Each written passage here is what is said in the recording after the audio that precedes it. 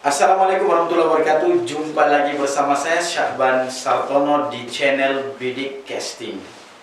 Jika Anda melihat di layar kaca Anda, saya bersama orang yang sejak awal, jika Anda scroll video saya di channel ini, maka Anda melihat video paling pertama saya adalah dengan beliau. Beliau adalah Bapak Zulkifli.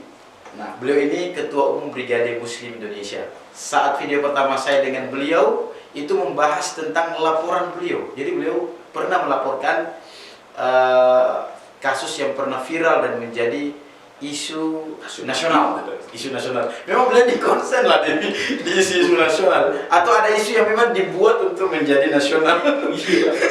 Dan ada orang menilai memang beliau selalu konsen di situ. Oleh karena itu, dari perkembangan kasusnya adalah Satpol, kalau orang Makassar masih tahu, Satpol PP dengan Warkop Ivan Driana. Betul. Nah, dan beliau ini pelapornya, dan saya kira banyak orang juga yang hujat beliau saat Luar biasa, hampir satu Indonesia. Ini pertemuan kedua saya dengan beliau, dan terkait dengan laporan itu, si yang punya Warkop Ivan dan Riana ini sudah menjadi tersangka dan sementara terproses di kepolisian di Polres Goa, Sulawesi Selatan. Beliau ini pelapornya dan kita ingin tahu sudah sampai di mana perjalanan kasus ini. Berapa lama? Apakah masih tetap konsisten dengan kondisi yang berkepanjangan ini atau seperti apa, Bang Zul? Jadi gini Dinda, ini proses agak panjang memang, sekitar 5 bulan, sudah 6 bulan. Sudah 6 bulanan lebih. Iya. Jadi memang kasus ITE itu tidak seperti kasus-kasus biasa. Ya bukan kayak kasus penganiayaan, penggelapan enggak. Ini kalau ITE itu butuh tenaga ahli, saksi ahli dibutuhkan untuk mengkaji itu semua karena kan ini kan ITE, ahli hukum, ahli ITE, karena membutuhkan ahli bahasa dan itu didatangkan semua. Jadi memang ini agak lama. Memang kita harus sabar. Kalau Anda tidak kuat, pasti nggak bisa.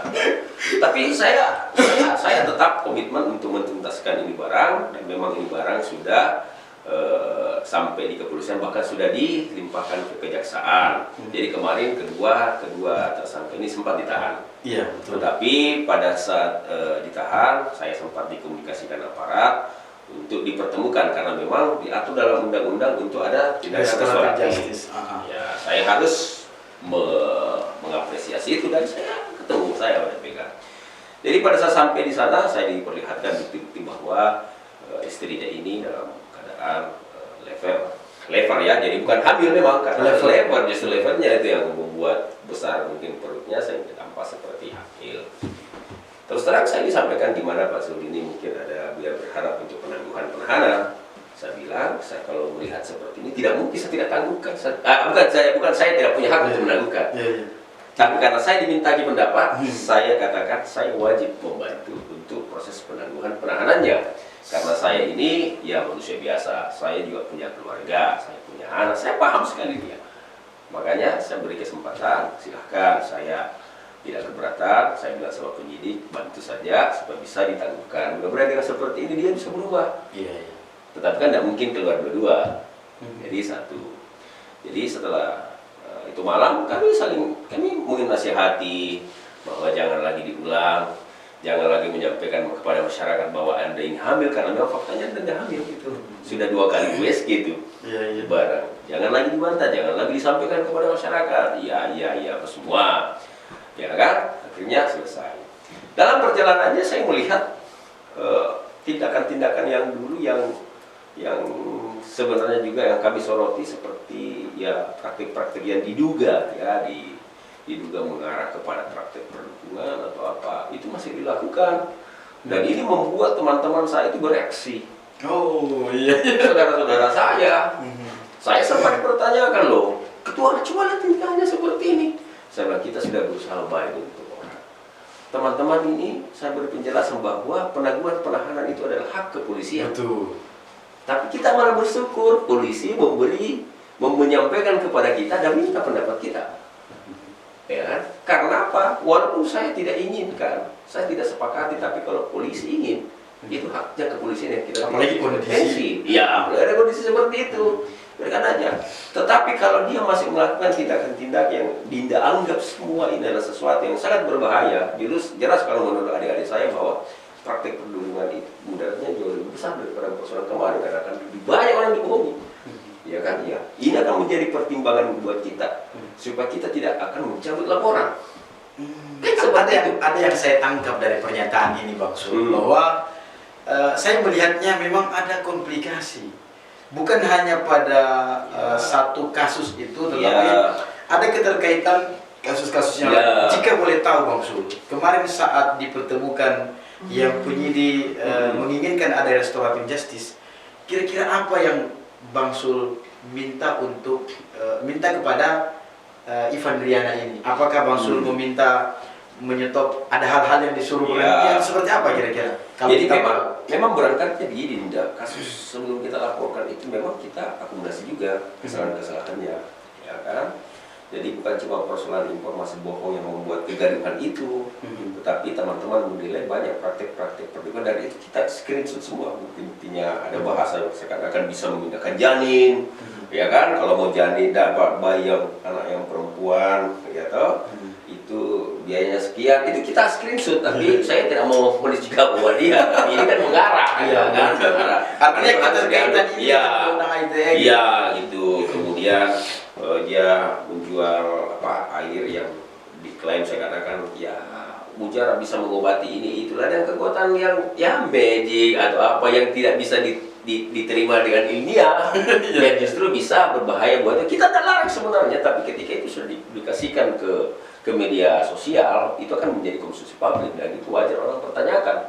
Dan jangan salahkan orang ketika orang menilai bahwa yang dilakukan ini salah, karena ada kita ini negara yang beragama loh, ya tahu kan seperti itu. Itu kedua, yang selain kebohongan itu, yang terakhir itu persoalan pasung yang kemarin yang infonya bahwa ini pasung yang dia diambil dan tunggu wartawan itu kan. Jadi waktu ketemu kemarin saya ingatkan bahwa pertama itu tadi jangan menyambung ini, kedua persoalan yang praktek pendukungan jangan, tiga itu fase apa kembalikan. Dan itu pernah dari dulu saya sudah sampaikan, saya bukan tidak mau dan mau sekali saya, tapi saya hanya minta persyaratan itu, dan sampai sekarang tidak dilakukan. Bahkan saya bilang kamu harus minta maaf kepada masyarakat Indonesia, karena bayangkan kalau persoalan ini Pak Presiden turun tangan berbicara, ya betul, ya kan. Kedua, kamu ini secara tidak langsung telah mensalimi Pak Satpol dan keluarganya. Datanglah ke sana minta maaf apa semua. Tapi sampai sekarang tidak dilakukan. Jadi saya bilang sama teman-teman, ditambah lagi masukan oleh adik-adik bahwa ternyata masih sering melakukan praktek-praktek yang aneh-aneh itu kan. Jadi saya bilang kalau begitu kita musyawarah. Setelah musyawarah diputuskan bahwa ini tidak ada lagi toleransi dan biarkan berproses di kejaksaan sampai ke pengadilan. Makanya berkas itu sudah sampai ke kejaksaan, tapi sekarang itu saya ditelepon P19 artinya ada yang harus dilengkapi. Iya, termasuk hasil model lapor saya punya HP, dan ini insya Allah besok saya ketua untuk merampungkan semua itu supaya persoalan ini segera tuntas. Saya juga memang sebenarnya ini agak gimana ya, orang bilang tersita waktu untuk kasus-kasus ITE ini, karena memang ada beberapa kasus. Ada kasus perdinan kemarin. Perdinan itu saya laporin di Polda tanggal 14 itu malam. Nah, kemudian kasus telegram yang saya menganggap tidak beradab ini yang mengarah kepada konten-konten pornografi. Iya, laporan kami ada 2, dan itu alhamdulillah juga sekarang sudah naik ke tingkat penyidikan. Dan memang ini lama. Berarti sudah tersangka. Tinggal penentuan tersangka. Iya. Penyidikan artinya sudah didapatkan tindak bukti awal tindak pidana itu. Tinggal digelar kembali untuk menentukan siapa tersangka. Dan ini juga kita sepakati bahwa kita ini harus komitmen untuk memproses hukum ini. Bukan kita mau kejam atau apa. Ini harus kita jadikan contoh kepada masyarakat bahwa apa yang dilakukan orang ini adalah sebuah kesalahan yang fatal yang bisa merusak tatanan budaya kita. Itu. Jadi makanya kita sepakat itu. Memang kita harus ada beberapa kasus yang menjadi konsen Bang Sul. Iya. Dan kita fokus pada kasus Ivan Riana. Ya. Kita akan membahas lebih jauh tentang kondisi Ivan Riana sekarang. Ya. Oleh karena itu tetap di Bidik Casting.